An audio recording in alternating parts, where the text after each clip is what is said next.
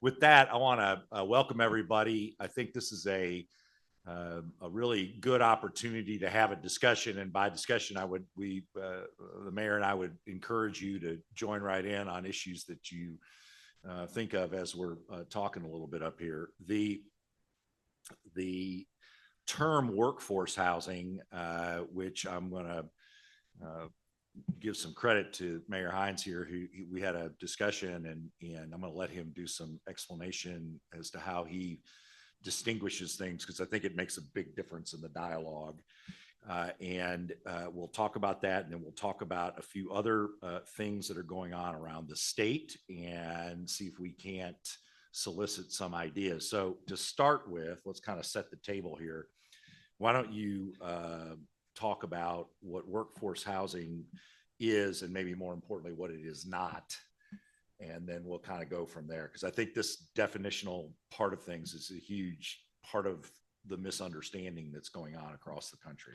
Yeah, I couldn't agree with you more. And I think that's exactly what we've seen in Northwest Arkansas as well. It's the same narrative that you could replicate across the country. And that is that when you start talking about affordable housing, you lose half of the audience to this idea set of box apartments that are built upon each other in a dead end street, and maybe have a HUD sign out in front.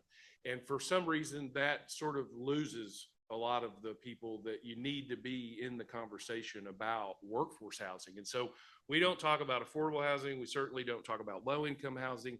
Those low-income housing and workforce housing are two different things that are both meaningful conversations to be had in every community, but they should not be in the same room at the same time, because they are vastly different from one another. Workforce housing is really talking about available housing to your teachers, young professionals, firefighters, police officers, folks in the service industry and the retail industry. And those folks not being able to live within your city makes everything more difficult. And I think we all saw that during COVID in some degree, because even when we opened back up after COVID, you'd go into a restaurant and it'd be half full, and they'd say you've got a 30-minute seating time. And I'm like, well, but there's the whole half of the dining room's open. Yeah, nobody's there to work. And part of the reason nobody's there to work is because the inflationary cost of living versus the wage rate became a huge disparity. And when government assistance and spending stopped, so we had this problem sort of started festering in more communities across the country during that 2-year period where nobody was really paying attention to it. And so now we're drinking out of a fire hose. We're all trying to solve this issue. It affects every town from 100 people to 100,000 people. I don't have the Lucky Charm decoder rig. If I did, I probably would be in a much more air-conditioned room and a larger stage. And it probably would have cost more to be in the room. But what I do know are a few things that help start the conversation in the community, and a few tools that must be at the table. And I think we're going to get into that here. Yeah. And I think that kind of sparks into the realistic part of things. How are you going to move this equation and get the issue in the right people's hands? And that's sort of a three-way partnership, and we've talked about that. Why don't you give your take on it, and then I've got a couple ideas too. Yeah, so it's something that I just sort of came up with on the fly to try to help express and explain what my thought process was, as I've had these conversations for many years. And it starts invariably with a conversation internally. What's government's role in this?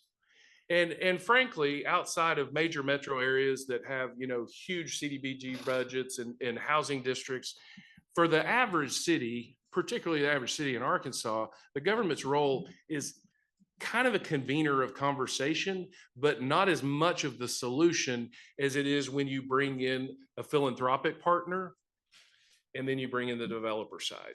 So you got to have the for-profit developers. They're the folks that build. They're the ones that know how to do this better than anybody else. Government certainly is not proven to be in that space in a good way. If you look at the housing, government housing projects across the country and over the last many decades, I think we could all agree this is better suited in the private sector. But the private sector, the money, it doesn't ROI. It doesn't ROI without a government partner and a philanthropic partner. And that's the conversations in that triangle that we're starting to have in Northwest Arkansas to figure out how we really tackle this issue on a scalable level. Because we've got some really cool projects that you can Google, like Big Emma in Springdale. We've got a couple in Rogers, but they're not scalable. They're awesome one-offs as to how you can create 10 or 12 extra units of workforce housing, but we're so far past that. I mean, that's as my old mayor from Bentonville, Bob McCaslin, used to say, that's dust bunnies under the bed. Yep. And so we got to figure out how to do this on a scalable level, and I don't see any way to accomplish that without having that triangle relationship with the three entities I mentioned.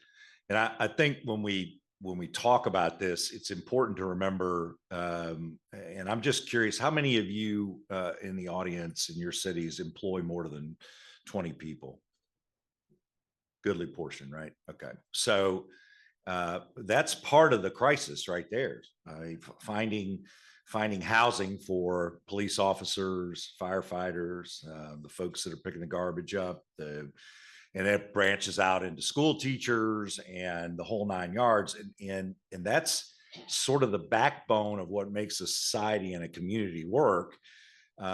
Nobody wants to be in a place where you can't get educated. Nobody wants to be in a place where there's no protection from fire or police. But somehow or another, we've gotten ourselves in this pickle where you just can't, unless you're really at the top of the food chain, and you have the fortune of a really booming economy where you can pay those people a little more money. In the norm, it's very difficult to take a job like that and then and find a place to live. And there's a weird, and I've been doing a little reading, and the mayor has too. So sort of what happens is I'm probably not telling you anything you don't know, but I think it's an important part of the discussion, because you have your geographic area. The person gets the job.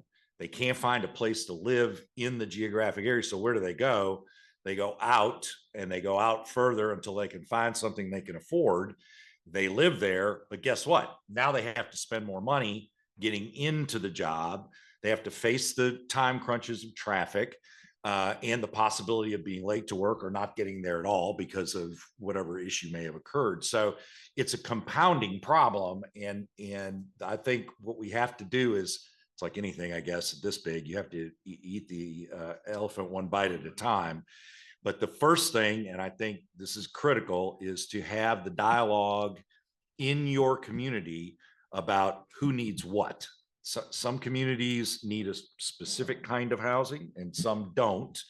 But until you sit down and get the right people at the table, and that means your chamber of commerce, that means small business owners, it means the school superintendent, all of the people who have this group of employees. And this is an interesting, just in case you haven't seen this, if you'll get on the Northwest Arkansas Council website, they've got a nice little flyer, sort of sums things up. It's a little old right now, but it still is I think a very telling set of statistics, and sort of a nice snapshot of what's going on.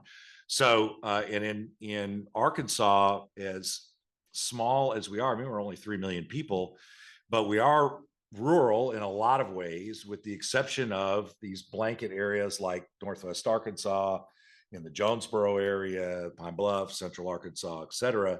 And then it spreads out to cities and towns that are much smaller, but are still suffering kind of the same thing. So that kind of leads me to another question for the group. How many in here are from a city or town of less than 10,000?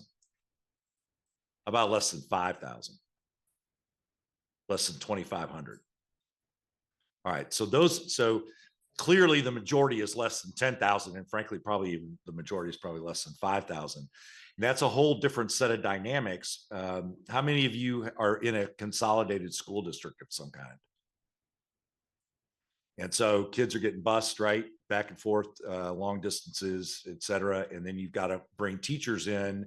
And when, regardless of what your politics are, after the raise that the legislature put through, it's also caused some senior teachers to bail out. So now you've got kind of a double problem of we need new people, but we don't have places for them to be, and we can pay them a little bit more, but we don't have the housing. So that means you've got to sit these people down and have a conversation about what those actual needs are, because it is different in every place, although there's some similar themes to it. So in Northwest Arkansas, I think some of this is an interesting set of numbers. And then you did speak about the one-offs. One of them is really kind of an interesting thing with the 3D printer house. Or houses, I guess there's 3. So if you could kind of tell them about that and sort of what you're looking at in conjunction with Fayetteville, Springdale, et cetera. Yeah, so we're going to have some 3D houses built as a part of a project of the Heartland Summit. So the Heartland Summit convenes in Bentonville, and through the Northwest Council, there was some money made available philanthropically to build a couple of these, or 3 of these 3D concrete homes. And then in turn, once the conference is over and everybody's toured those, then they will be turned back over and given to families in the community that need them. It's a unique opportunity. I've never seen it done. I can't wait to watch that happen. I think it'll be really fascinating. Again, I don't know what the scalability of that is in the long run, but what I do know, and I'll make this as personal as I can. One of the categories of people that fall into the workforce housing are medical professionals. And so, my oldest daughter is a phlebotomist for the Mercy Health System. She's engaged to a young man that he's a manager of a crew that does underground power lines and buries fiber. And so, together they make a pretty good living, but they can't afford to live in Rogers. And it just kills their mother, maybe more than me. And so that's probably why I'm so in tune with this Right. This conversation, because she's not going to be happy till her daughter can live, somewhere in the close vicinity.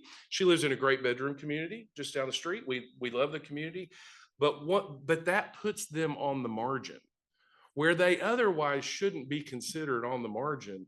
If you can't live where you work and you add in those travel expenses, and especially if you have childcare expenses, God forbid you don't have healthcare coverage or something else is going on in your life, that takes otherwise what we would consider middle wage income earners. Yep. And puts them immediately on the margin. Their emergency fund would be gone if the refrigerator goes out. And that's not where we need folks' mindset to be that are really kind of running the world. I mean, these are the folks that are doing the work that has to be done for society to work. And we certainly can't have those folks being completely stressed out all the time about whether or not the car breaks down and we're just, months from being homeless because we can't pay our rent. And that's the part that really, I think, challenged me and tugged at my heart, not just my personal story, but that idea of this segment of the population being on the margins, that we've never considered that. I mean, my wife and I started out with, we didn't have 2 nickels to rub together, but we bought a house. I never even rented an apartment. I bought a house. Now, granted, I've just paid more for my last car than I did my first house, but I never felt on the margin. And I mean, we were making pennies. I mean, I got hired at the Bentonville Police Department or the Clinton Cops Grants, and I'm pretty sure I had to pay them to work there. And so, I just look at from my perspective, and then fast forward with inflation and with the housing crisis.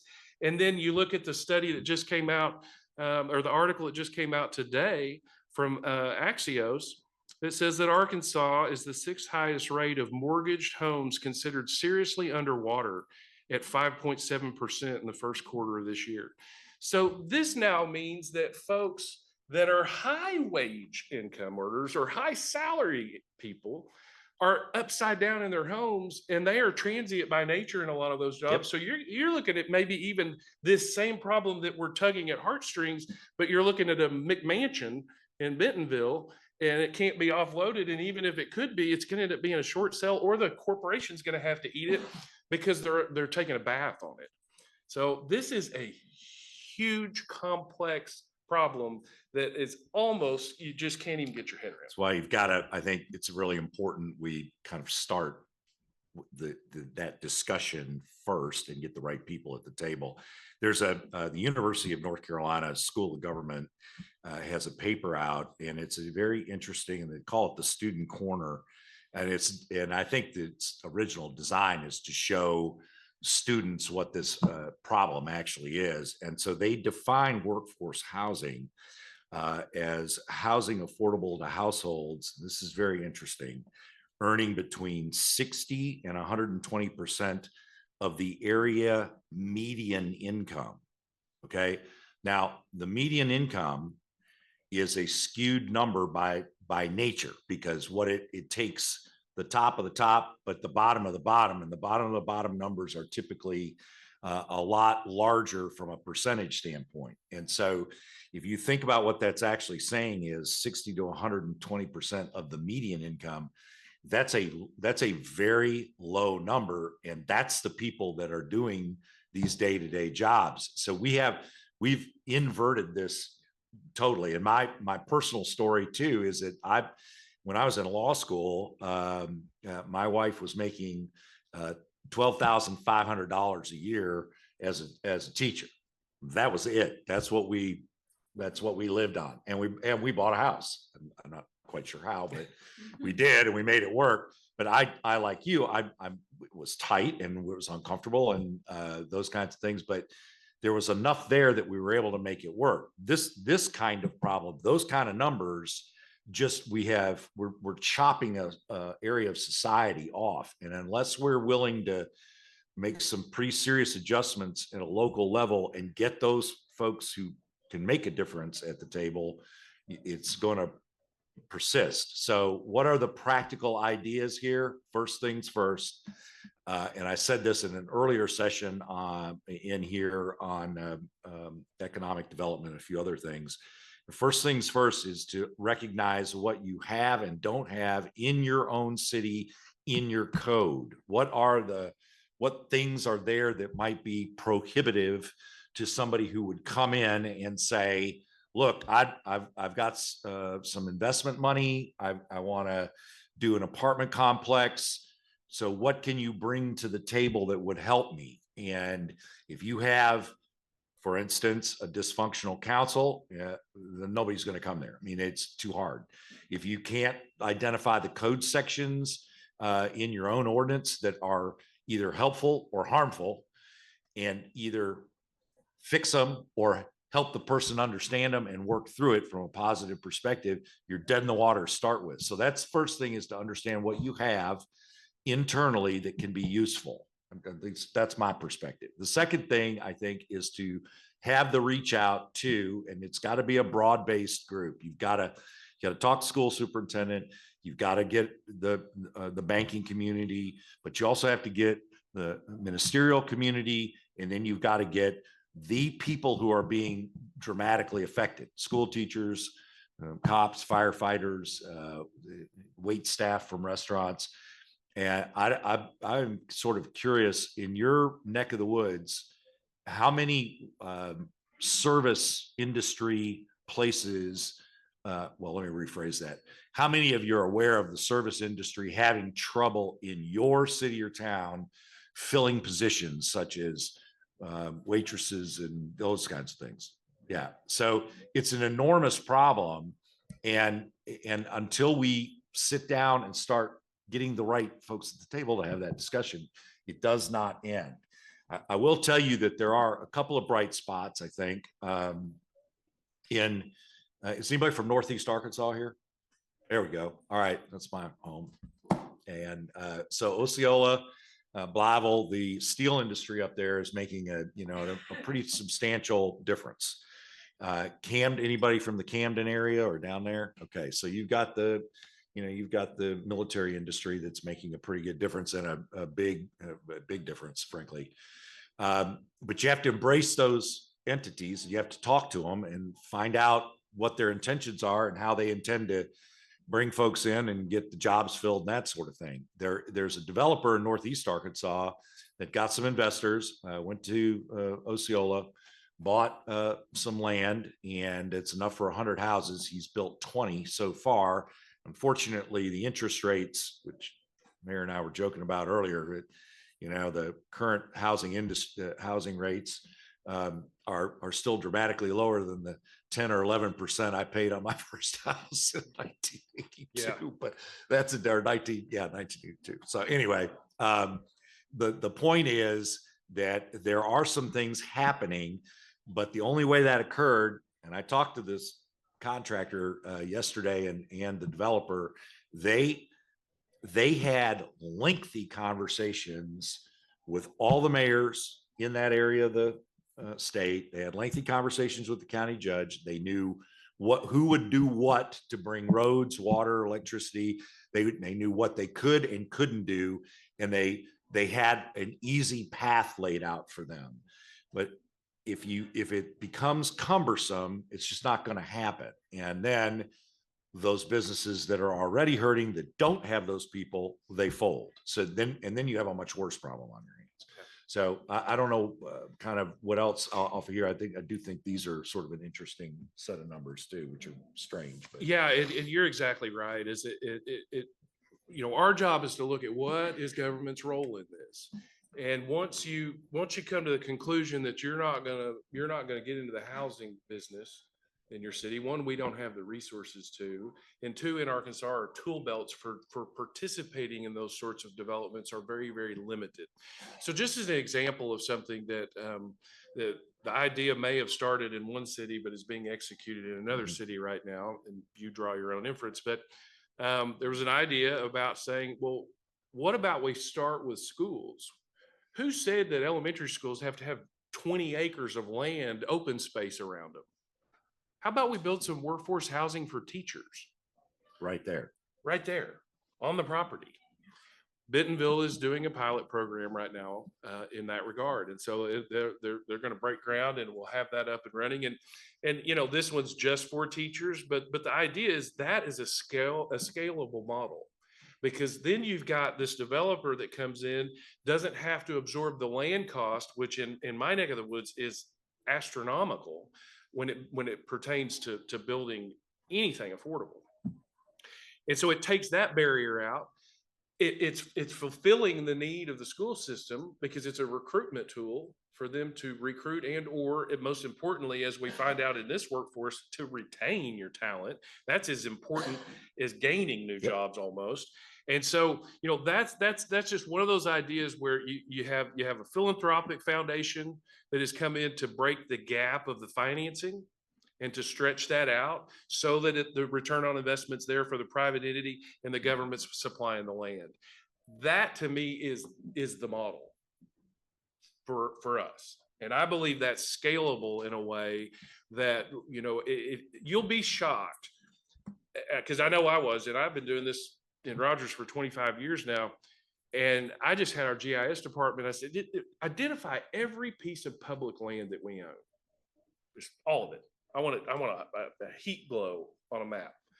We own stuff I had I guarantee you our street department guy who's been there 48 years didn't know we owned that. So we've started selling some of these lots that we purchased because of some drainage easement we needed at some point, but now we have storm drains and we don't need to access it. We're selling those lots right now at a very comparable rate to Habitat for Humanity. So we're in a deal right now. They've obtained 3. There's about 6 more they're looking at. So it's those sort of innovative ways to understand the barrier for building workforce housing, and then how can government be in that role? And a lot of times it could just be the idea that you offer the land to create that. Mark brought up a couple of points that I think are really interesting, and one is that in Rogers right now in our city. 53% of household income is spent on housing and transportation. In Springdale, 17% cost of rent increased in just 4 years, 5 years. Those are staggering numbers, and I think you can all attest to this. Our wages have not anywhere kept up with the inflation. And folks, this is not the subject of today, No. but I'll tell you that, I mean, if you just look at the globe and you look at what countries have had to get out of the same financial pickle we're in, there is no way but inflation. That is the only proven way in the history of people walking this earth to try to stabilize their debt crisis. And so inflation's not going away. We're fortunate that we've haven't had the recession that was thought to be imminent. But this inflation and wage gap thing's not going to change. So that plays as important a role in this conversation as anything, particularly when you look at that the average cost of a single family home in the Bentonville, Fayetteville, Springdale, Rogers area in 2020 was almost $300,000. Well, I'm not great at math, but I don't have to take my shoes off to use my toes to figure out that doesn't pencil out for what I know most folks in my organization. We got 554 employees, and I know where the breaking point is to be able to afford a house like that. And not only that, but have the down I've payment. got 3 kids in their 30s, early 30s. None of them would be able to buy a $300,000 house. And that number, and it's probably similar in the Jonesboro area, would be my guess. If you move just the boundaries just slightly in, the number jacks up even more. Yeah. It doesn't take a whole lot geographically to change it. And I did think the school thing is fascinating. How many of you have large land plots in your city that the city owns? Let me ask it this way: how many of you know whether you do? So I bet there's some folks that don't. So that's a good starting spot. There's cities can't give money away. Well, it's tried and true through Article 12, Section 5. But with that being said, there are ways to have an economic set of contracts for a public purpose that would allow you to engage with a developer and maybe Habitat or some other philanthropic kinds of entities where you would be able to do those kinds of things. So there are some methods, but they require that, like I said earlier, you got to know what you've got, and maybe more importantly, what you don't. And then you've got to know who around you could be helpful. And the only way to do that is to have this kind of continuing dialogue with folks. And I would strongly suggest if you're not engaged with your chamber or some local economic group, if you have one, if you're not involved at the state level to understand what kind of economic programs are out there, you're missing an opportunity. That's another, it's a hard needle to thread because of the regulations at the state level, but it's not impossible. So if you have land and you've got people that are willing to partner up with you, there are some methods that you can get some economic help from. You got to dig, but they're there. So I would strongly suggest you look at those things. I do. And for all of us in this room, like I sincerely, when I said I don't have a Lucky Charm Dakota ring, I really hope that we didn't drag you all the way down to this hot box so that you could not learn what you thought the secret to the sauce was going to be. But rest assured that this is time well spent. And most of you are probably familiar with the Urban Land Institute, and ULI, they are probably as innovative when it comes to helping cities understand the challenges of their zoning, their land use, their building codes, and all of those things, and how they interact with one another. And so they do a lot of studies on affordable workforce, low income, all spectrums of housing. And if you haven't been to one of their conferences, I'd highly encourage you need to go to one, because I mean, like I said, I'd been doing this a long time, and I had this in my mind, what a development should look like and what commercial zones should look like. and you just don't know till you don't know. I use a phrase in our organization that they're so cute when they're that age. And basically that's my good old, my little granny's way of saying they're stupid. And so, but in the South, we're polite and we just say they're just awfully cute at that age. I was awfully cute at that age until my eyes were opened, and went to ULI. So avail yourself of that. Yeah, ULI is a great. It's a great organization. And when you look at their guidelines of what cities should be doing to try to formulate a plan and a strategy for workforce housing, the first thing they say is you got to get in a room like this and you got to recognize that it's a conversation worth having in your community. And then you've got to figure out in your community, what does the fix mean? Because the fix for my community is not going to be the same for many of yours. And likewise, the other way around. There may be a lot of cases in your community where just coming up with a strategy to rehab some homes as they become available so that they're enticing as workforce housing. There's just a lot of strategies here, but you can't get to any solutions until you have the conversation and admit what you don't know and try to find people that have some of those answers. And so I think that's what we're doing here today is we're just trying to raise awareness. And most of us in this room already have these challenges and are thinking about these things, but finding the tools to actually come up with a tangible solution, or even if it's just moving the needle a little bit, is so difficult to do unless you start from a perspective of just talking about it and socializing it with your peers and then with your community. And the UALI has some practical suggestions as starting spots. So we can do a land trust or a housing trust in municipal government. Some hoops to jump through, but that's one of the things is to create a dedicated housing trust fund, which allows essentially for the city to people you can either donate to it or you can take it in a tax sale or whatever the case may be. And then you repurpose it with a developer and then you get out of the way as the city and let it get sold at a lower rate. Repurposing vacant land and underutilized retail space. How many of you have empty strip malls, Walmarts, that kind of stuff? So there's some movements going on around the country to develop those into divided housing areas, apartments, slice them up in some way. I mean, they're not the prettiest thing in the world, but they're safe and they provide relatively reasonable costs for housing. How many of you have zoning? So, all right. So that's one of those, do you know what it says things? You better get a good hard bead on what's in that zoning code.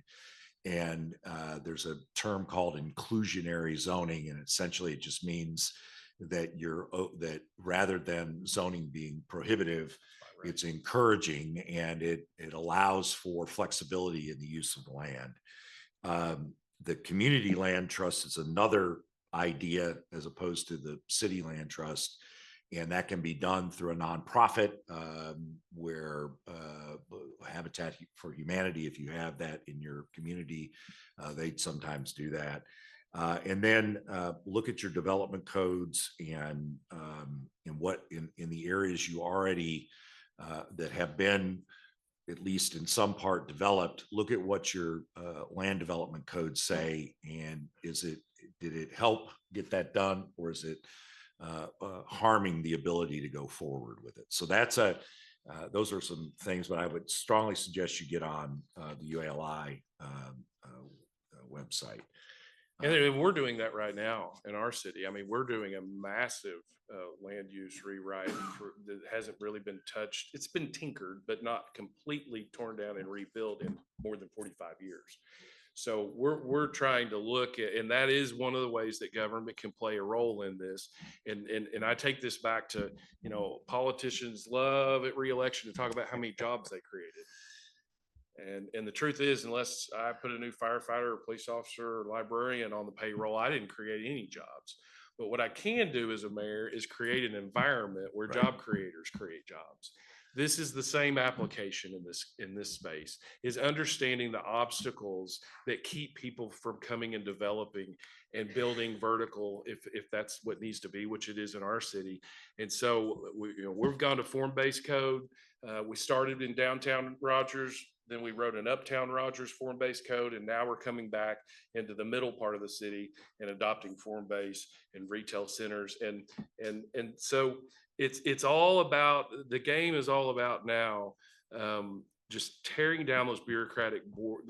We've got so many rules and ordinances in place that are one-offs because one guy did one thing 25 years ago and it ticked off the senior council member. I guarantee, I mean, And yeah, I'm just going to tell you, you've got it too. I will guarantee you, you may not know it sitting here. I will guarantee you, if you go back and read your code, you'll go, how the hell did that get in here? It doesn't make any sense. Well, fix it, because all you're doing is causing a problem. And there was a developer in the session I was in earlier, and he said, we look at Facebook and we look at council meetings, and if everybody's acting like third graders, we're not coming. And developers, investors are going to do exactly the same thing. So if you've got those artificial hurdles, you need to get them gone, because you will not, we'll be having the same discussion 10 years from now. That's so true.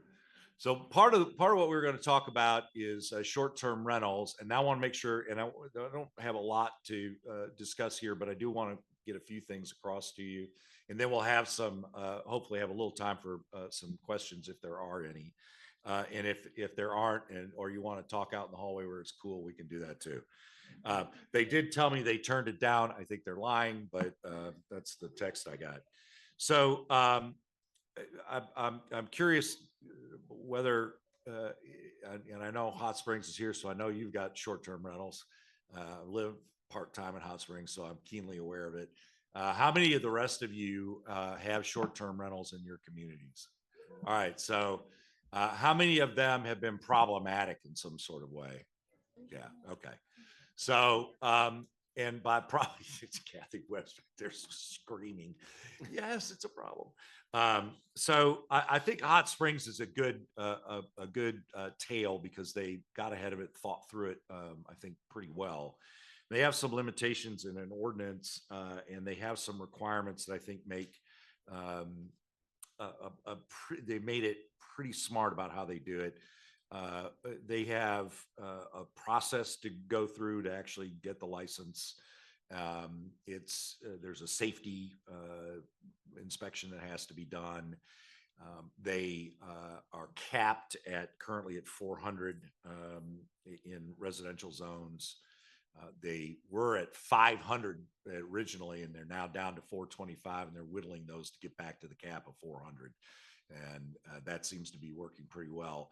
By taking that kind of, not, they didn't shut anything down, but they took a controlled effort. And by doing that, their complaints have dropped precipitously, according to the city manager. So now the complaints they get aren't a lot, but they're usually, the two main things are, and I don't think I'm telling you anything you don't already know: parking, right? And garbage. Waste containers either overflowing or not being used, or whatever the case may be. And there is the occasional noise complaint, but Bill tells me that those have, once they got the kind of licensing and processes in place, that dropped rather considerably too. So I don't know what if you've had a lot of experience in Rogers with this. It is a destination place, so I feel certain there are some. We do. We have a number of Airbnb and VRBO. It hasn't become what I would consider a crisis as it has in some of our other communities in Arkansas. Our closest community would be Bella Vista, that has been dealing with this. Where's Bella Vista? There we go. And so, they've got a different set of challenges as it relates to these units. What I have seen in our community, and my next door neighbor, I live in the historic district downtown. They remodeled an old home and built a mother-in-law quarters on it for her mother to live in. Well, her mother, who was a widow, went to her high school 65th high school reunion, found the guy she hoped would ask her to prom. He was a new widower and they're married. So my neighbor's like, I've got this 1,500 square foot auxiliary dwelling unit and I don't know what the hell I'm going to do with it. And so they just opened their own Airbnb. Hell, it ran for a year before I even knew it existed. And it's right next door to my house. Now, I noticed they had a little gravel parking kind of up off the curb, but I didn't really think that much about it. They're real active in their Thought church. Mamaw loved it. Yeah, I thought, well, okay. No, they're 98% rented. He tells me this, and I kind of challenge him on that, except that the only step we have taken in Rogers to try to get a handle on how many of these exist is not as much permitting them, but we require them to remit our hotel tax. And so they're not happy about it, including my neighbor. And that's okay, because I'm the neighbor that I don't really want you to feel comfortable coming and asking for a cup of sugar or milk. Just go to the grocery store. When I go home, that's the last thing I want to do is talk to anybody. But all that said, our experience is vastly different. It's been mostly positive. It definitely fills a gap where, we've got more hotel rooms than any other city in Northwest Arkansas, but they're completely full on the weekdays. Our weekday rate for a Marriott Courtyard is like $450 for a room. Well, I don't know. Marriott Courtyard is pretty nice, but it's not $450. It's not $450 nice. So it's filling some of those gaps, and it's a lot of the cyclists also that come in from around the country. They prefer to stay in an Airbnb versus a hotel because oftentimes the Airbnbs have safe places for them to store their bikes and places to wash them and those sorts of things, and offer some amenities that hotels don't. But what I have seen in our little region that is super concerning to me is not as much you go by the house that little widow woman just passed away and you remodel it, turn it into an Airbnb. It's these huge capital investment groups that are going into subdivisions in our bedroom communities, and I'll use Centerton as an example, and buying blocks of 25, 30 homes from a developer. Hell, we've already got a problem with workforce housing, and the last thing we need is a group of folks, investors from all over the country that have never even stepped foot in Northwest Arkansas to be eating up our housing. And so that's what I think is a real threat that needs to be dealt with. And it does no favors for those bedroom communities. And Nashville has had a massive problem in this regard. They had developers come in and buy large blocks of areas, and they're essentially it's like a hotel on steroids. So they have these big buildings with 10, 12, 15, 20 units. And that cat got out of the bag. So if you've got that starting, you need to pull back on the reins, stop it for a short period of time and go from there. Yes, ma'am. Okay, Memphis, we don't do that. And that's because just the thought of it coming out and stuff, big emails and phone calls in residential areas. We don't want this. Right. We wanted to know when it was going to go to the council. Well, it was never presented to the council because we have no instruction or process, which I will reach out to. But we don't allow home-based businesses to live next to a home that generates. Yep. From my understanding, they've done some study that says strangers in your neighborhood, it may kind of gather on it. Oh, it does. Yeah, people want to know. It's certainly the perception of crime. And I did talk to somebody about their biggest complaints, the construction of the houses. They're up the property, it's loud music, it's activity going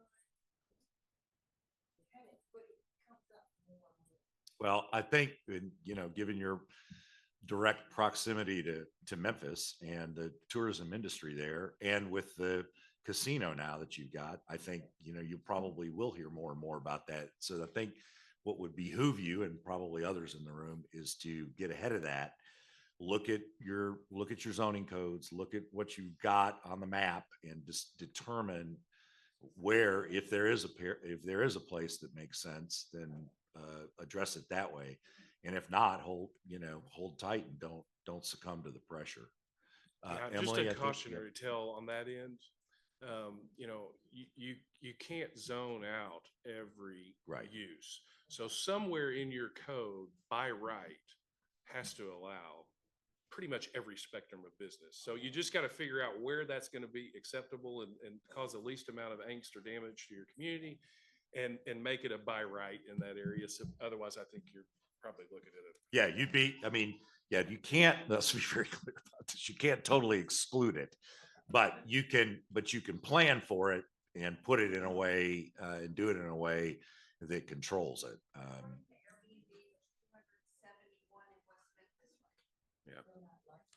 Yeah, Yeah. exactly. Yeah. Emily? Any mechanisms you can have to prevent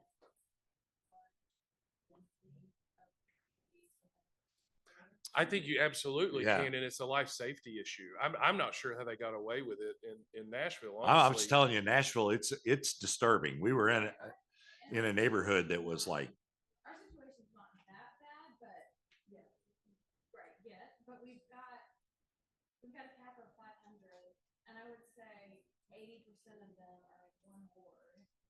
And is there any? yeah, I think the mayor's exactly right. That becomes a health and safety issue. How are you gonna move fire trucks, police cars, ambulances into an area when you've got full occupancy of those places and you can't get the truck through the street because of the cars? I think that's definitely a density issue that you can plan into the code. I'm sure there are places around the country. I haven't seen them, but I'm sure there are places around the country in high tourist areas that have dealt with just that problem. And I would bet you they've got something in their codes that prevents it. And then legally, should we be concerned about the property owner who wants to make it an Airbnb and deny them their permit or zoning? I think that is a highly factually dependent question. It'll depend on what you currently have in your code and what y'all are planning to do. Secondly, it depends on what similarly situated people have done and what they've been allowed to do. And then it has a lot to do with the particular neighborhood and kind of what's going on in that area. So the answer, the short answer is yes, it could be an enormous legal problem. But if it's planned correctly, you can avoid most of those hurdles. In the back, yes, sir. Solid Springs, at one time, going to that, we made them a conditional use or a special use permit so that we could say yes or no. I don't know if it's still that way, but the argument on that issue to say there's a certain number already in the subdivision, we don't want any more. And to be able to do it that way, it put more work on staff because they had to go through the process.